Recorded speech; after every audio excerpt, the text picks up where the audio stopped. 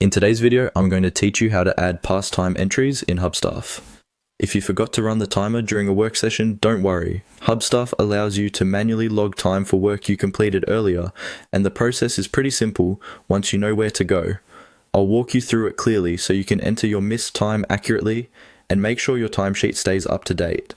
To begin, open Hubstaff and go to the timesheet section. This is where your recorded and manually entered work hours are managed. Once you're there, choose the View and Edit option. This area lets you review existing entries and make changes when needed, including adding time for past work. Next, select the view that works best for you. Hubstaff gives you a few options here, including daily, weekly, and calendar view. The daily view is useful if you're entering time for one specific day. Weekly view can help if you're reviewing several days at once, and calendar view gives you a broader visual layout. Choose whichever one makes it easiest to locate the date you want to update. After that, click on Add Time. This opens the manual time entry form where you'll fill in the details for the work you completed in the past. Take a moment here to make sure you're entering time on the correct date, especially if you're catching up on missed entries from earlier in the week.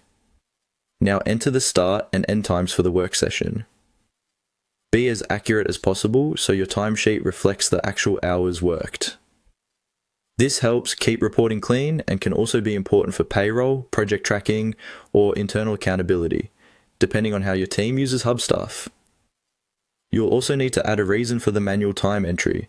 This field is required, so you won't be able to continue without it.